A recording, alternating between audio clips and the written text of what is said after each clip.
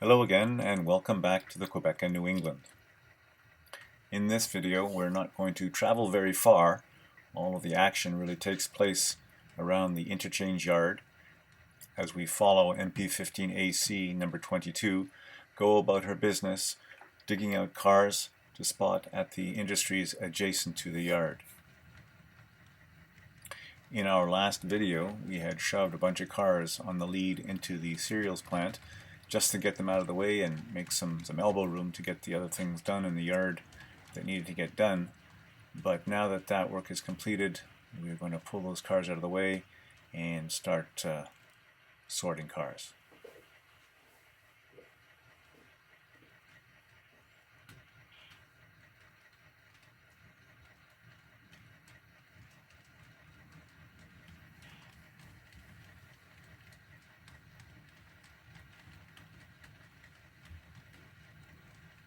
Today's work centers on cars needed to fill out cereals track number 1, a couple of grain cars and a tank car. There are a few 60-foot auto parts empties that need to be placed, and there's a box car for the warehouse that needs to be spotted.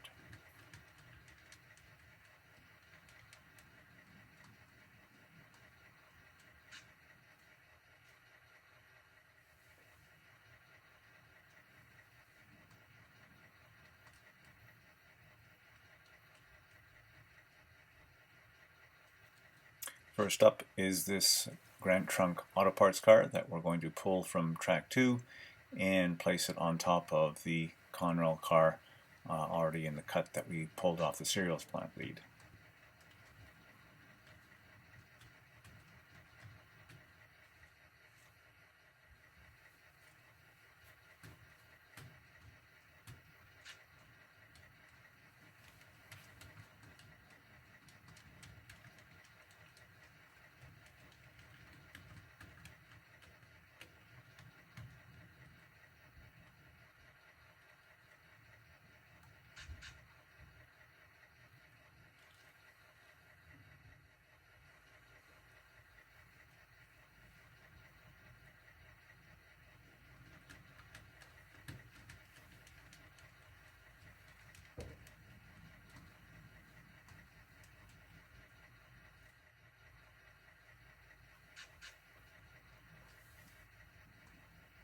And now we're just going to put the air slide car back on track 2 as it's not required.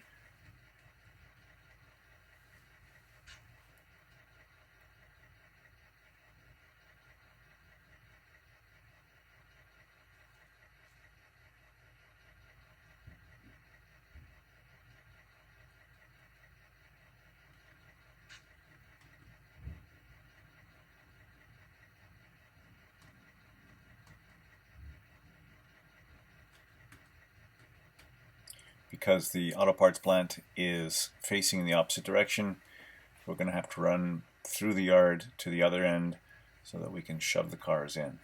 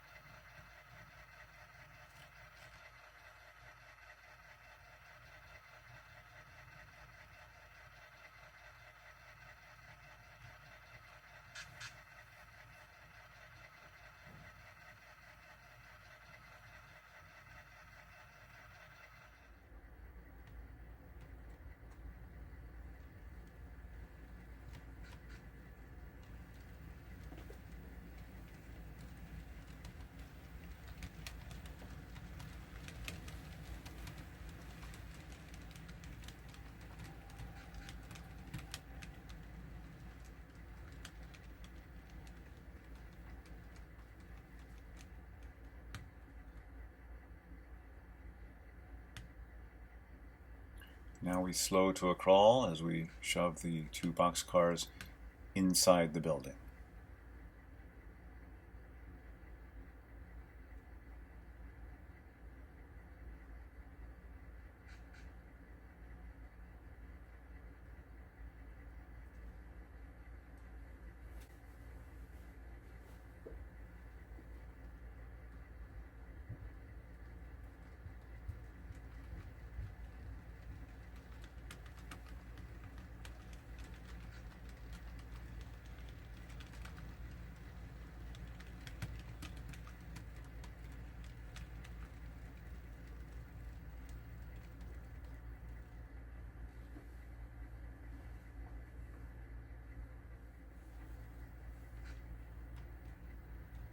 Now we're going to head over to the interchange track where there are a few more cars that we need.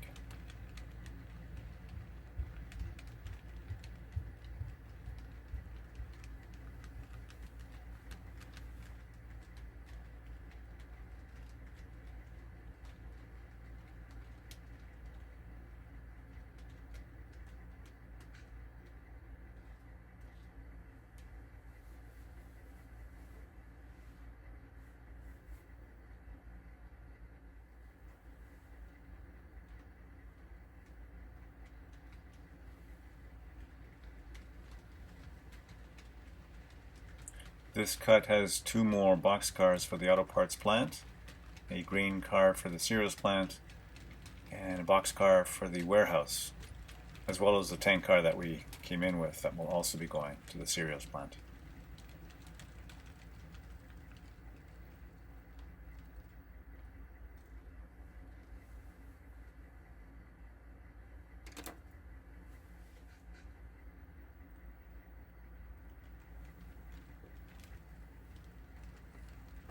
The auto parts plant already has 4 of the 5 car spots occupied inside the building. They've asked for the Santa Fe car to be placed inside, and they want the Burlington Northern car to be left outside on the lead, and it will be swapped out later when the next switch takes place.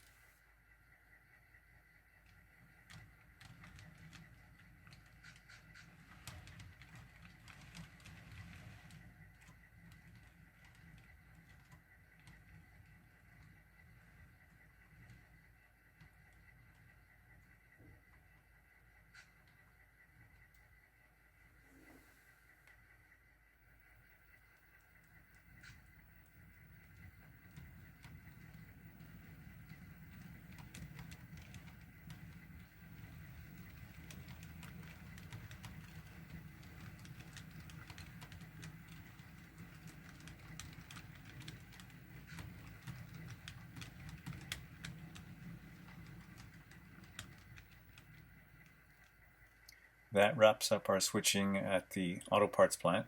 We're going to leave the Soo Line boxcar on the lead with the BN boxcar for now, as the next car up is the CP boxcar destined to the warehouse next door.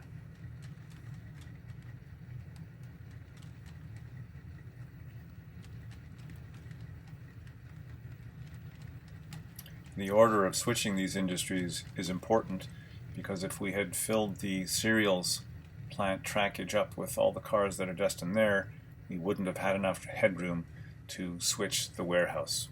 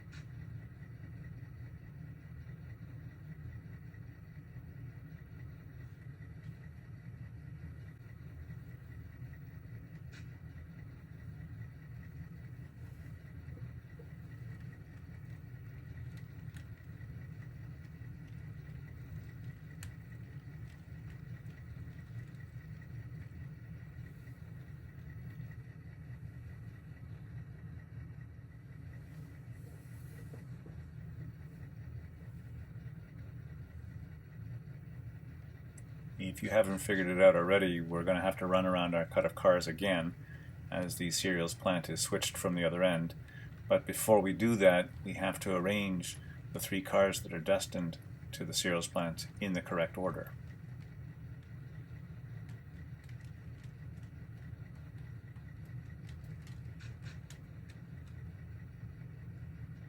The tank car needs to be placed first up on the cereals plant track number 1, so we're going to set it aside here for a moment while we fish out the 2 grain cars that needed to be spotted behind it.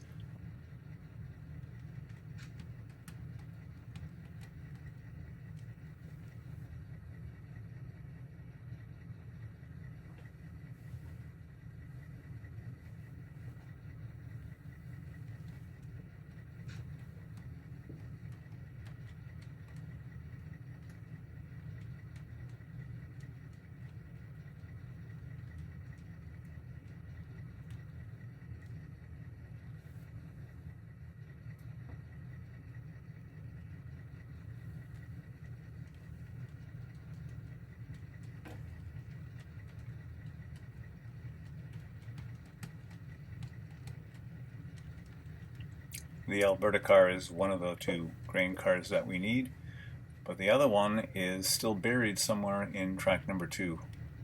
So we're just going to set it aside here on top of the tank car while we go looking for it.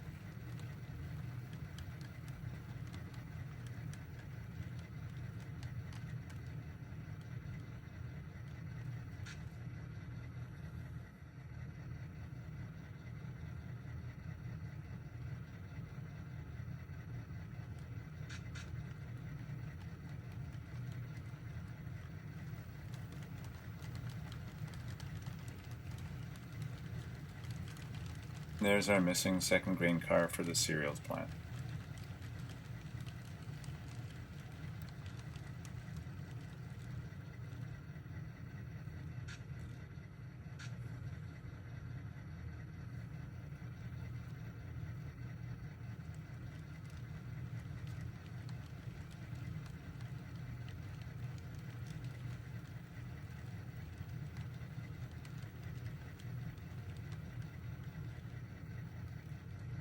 We don't need to keep switching with all these cars in the cut, so we're going to leave our green car on the thoroughfare track for a moment while we shove all these other cars back into track 2.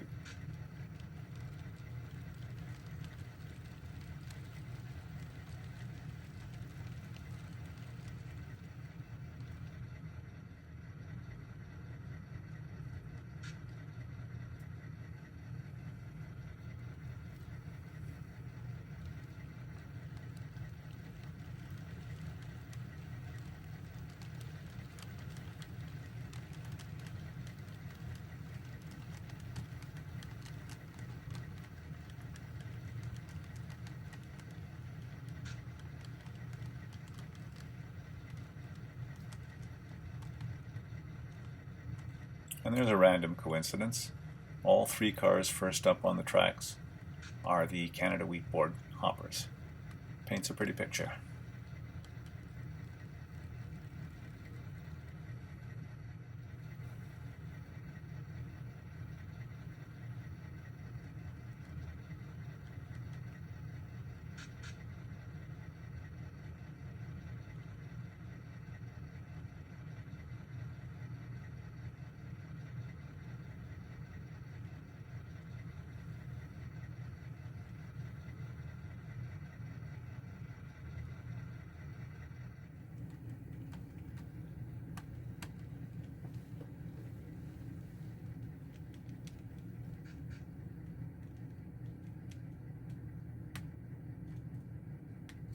now that our cars for the cereals plant, track number 1, are properly blocked, we're going to pull them back onto the thoroughfare track, clear of the switch to the cereals plant, so we can run around and spot them on the track.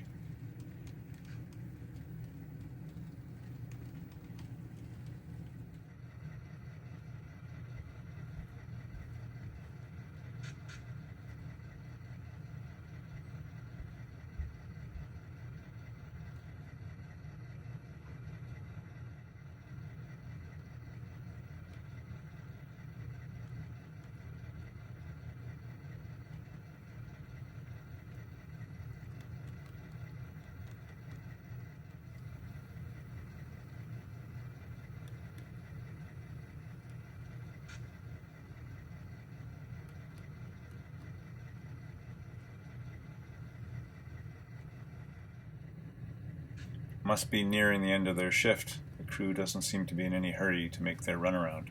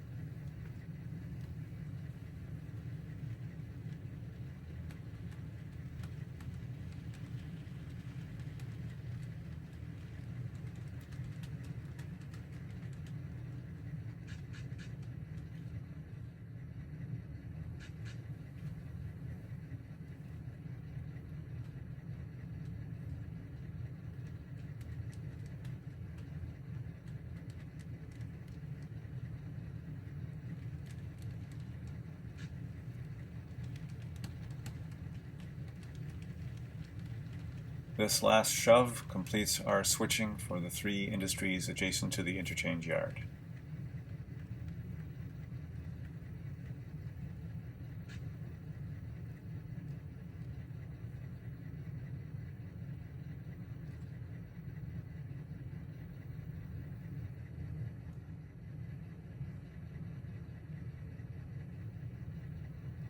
Our crew now completes their shift by bringing locomotive number 22 back to the yard office.